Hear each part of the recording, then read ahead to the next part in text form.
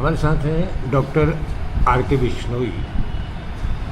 हम इनसे आज जानेंगे कि पूरे देश में स्वदेशी अपनाने पर जोर दिया जा रहा है। प्रधानमंत्री नरेंद्र मोदी जी ने भी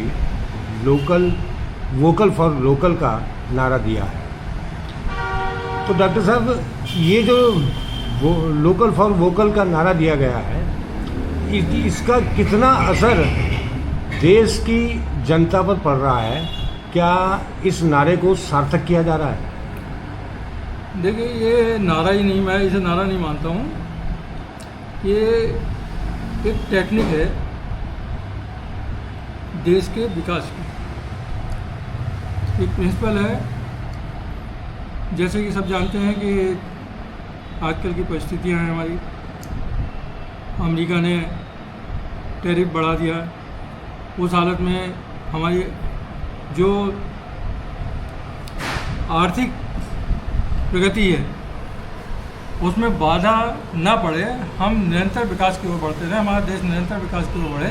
इसके लिए ज़रूरी है वोकल फॉर लोकल। हम अपनी स्वदेशी चीज़ों पर निर्भरता बनाएं, स्वदेशी चीज़ों को अपनाएं, जिससे कि अधिक से अधिक हमारे औद्योगिक विकास हो और निरंतर हमारा भारत, हमारा देश प्रगति के तरफ बढ़े।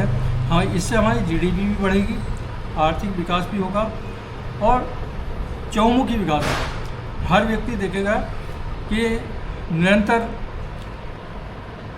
हम प्रगति की ओर बढ़ रहे हैं। हमारा जो पहले रहन सहन था, तरीका था, उसमें बदलाव आया है और स्वदेशी अपनाने से कई चीज़ों में हम देखते हैं कि जैसे मान लीजिए कपड़े ही है, स्वदेशी कपड़ा अपनाएंगे, उसको पहनने में हमें एक प्रसन्नता महसूस हुई। हमें लगेगा कि हम अपना बनाया हुआ है, अपने हाथों से बनाया हुआ या अपने देश में बनाया हुआ चीज़ों का प्रयोग कर रहे हैं। ये हमारे लिए गर्व की बात है। नहीं, आपने इस बीच एक बात कही तो मैं थोड़ा सा विषय को मोड़ते हुए उस ओर आपसे जानना चाहता हूँ कि जैसे आपने ट्रंप के टैरिफ बढ़ाने की बात कही जी, तो पिछले दिनों काफ़ी हल्ला मचा था। जी जी। कहा यह जा रहा था कि ट्रंप के टैरिफ बढ़ाने से भारत के बाज़ारों पर असर पड़ेगा और बाज़ार में महंगाई वृद्धि भी होगी। जी। तो क्या ट्रंप के टैरिफ बढ़ाने से देश की आर्थिक स्थिति पर कोई फर्क पड़ेगा? जी हाँ, फ़र्क पड़ सकता है, क्योंकि इससे जो हमारा निर्यात था वो प्रभावित होता है। निर्यात में कमी आएगी तो बट नेचुरल है कि कहीं ना कहीं उसका इफ़ेक्ट हमारी आर्थिक प्रगति भी पड़ेगा और इससे महंगाई भी बढ़ सकती है, बाज़ार की पोजीशन स्थिति भी ख़राब हो सकती है। लेकिन इस सबको कंट्रोल करने के लिए हमारे माननीय प्रधानमंत्री मोदी जी निरंतर प्रयासरत हैं। जैसे अभी जीएसटी में रिलैक्स किया, ये भी एक ऐसा स्टेप हैगा कि जिससे कि जो जितना महंगाई बढ़े उसको बैलेंस करें। उसको बैलेंस करने के लिए जीएसटी का उन्होंने रिलैक्स किया है और उसका प्रभाव भी दिख रहा है। ऐसा नहीं दिख रहा है, मार्केट में दिख रहा है कि जो चीज़ें महंगी थी वो सस्ती है। लोगों में जो परचेजिंग पावर थी वो बढ़ी है, उसके अकॉर्डिंगली वो पहले से ज़्यादा खरीद रहे हैं। जो चीज़ नहीं भी खरीदने की ज़रूरत की नहीं भी है फिर भी उसे खरीद रहे हैं। वजह यह है कि वो सोचते हैं आज जीएसटी हमारी कम हुई है, हो सकता है कल बढ़ जाए, हो सकता है कल को फिर महंगाई बढ़ जाए, तो हमें जो चीज़ की ज़रूरत फ्यूचर में होने वाली है वो अभी हम खरीदें। तो मार्केट में ख़रीदारी बढ़ी है और ख़रीदारी बढ़ने से जो एक सरकारी क्या कहते हैं, एक वो मार्केट का प्रबंधन कह सकते हैं, वो अच्छा हुआ है। अच्छा, अब मैं थोड़ा सा ये ट्रेड और उससे हट करके बात कर रहा हूँ। दीपावली का त्यौहार आ रहा है, बल्कि आ क्या रहा है ही अब।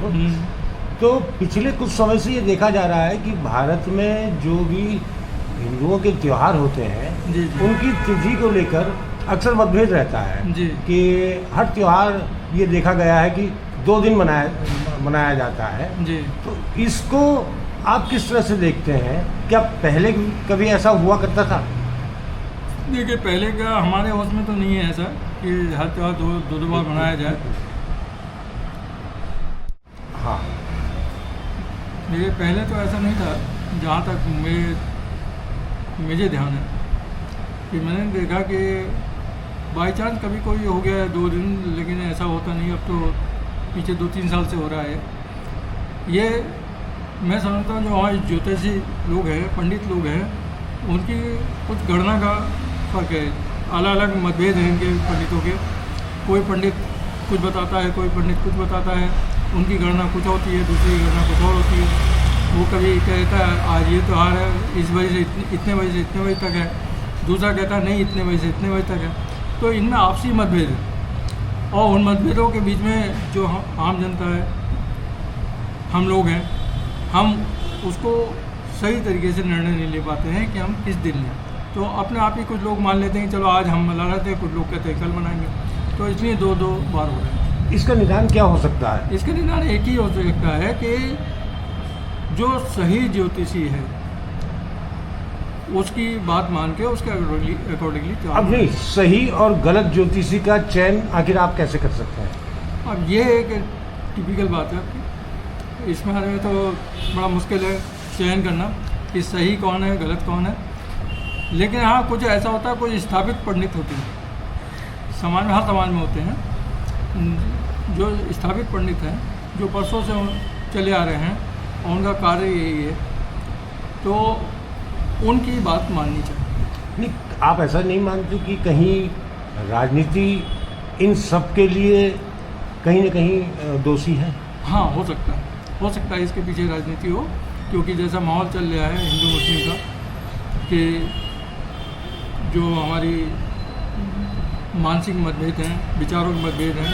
नहीं, विचारों के मतभेद, चलिए मैंने ये तो मान लिया कि हिंदू मुस्लिम के मतभेद हो सकते हैं। हाँ, लेकिन यहाँ तो सीधा जो है एक ही वर्ग जो है आपस में मतभेद लेकर के चल रहा है। हाँ, एक ही वर्ग इसलिए ले रहा है ना कि जैसे अगर हम एक दिन त्यौहार मनाएंगे तो हिंदुओं जो कहते हैं हिंदुत्व, तो वो एक दिन में समाप्त हो जाएगा। हम 2 दिन त्यौहार मना रहे हैं तो 2 दिन तक शो कर रहे हैं कि हिंदुओं की शक्ति ये है। हम उसको मतलब हिंदुत्व का प्रचार कर रहे हैं। मतलब जैसे प्रधानमंत्री मोदी जी कहते हैं कि आपदा में अवसर। हाँ, तो ये इसको भी आप इसी तरह मानते हैं इसका? हाँ, मैं बिल्कुल मानता हूँ। ये भी एक अवसर है जो हम अपनी हिंदू शक्ति को प्रदर्शित कर सकते हैं।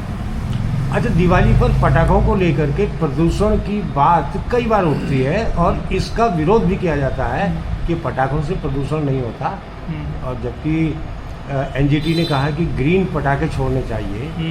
तो इसमें भी मतभेद है, कुछ कहते हैं पटाखे खूब छोड़ेंगे, कुछ कहते हैं इन्हें कम छोड़ेंगे।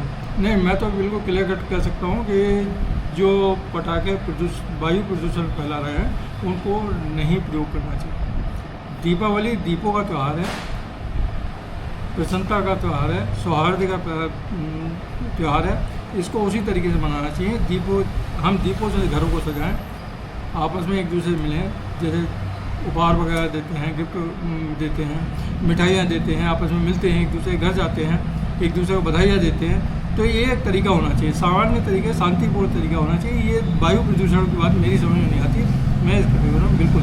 अच्छा, एक सवाल मैं ऐसा पूछ रहा हूँ जो विवादास्पद भी हो सकता है। हाँ, आधुनिक स्थिति को अगर देखा जाए, आज की स्थिति को देखा जाए, तो दीपावली दीपों का त्यौहार होता है जी। क्या इसमें कहीं आतिशबाजी का जिक्र था? नहीं, बिल्कुल नहीं। तभी तो मैं कह रहा हूँ कि हम अपने घरों को दीपों से सजाएं, जितना उसको सजा सकते हैं अच्छे से अच्छा वो करें हम, और उसी में हम आनंद लें तो ज़्यादा अच्छा रहेगा।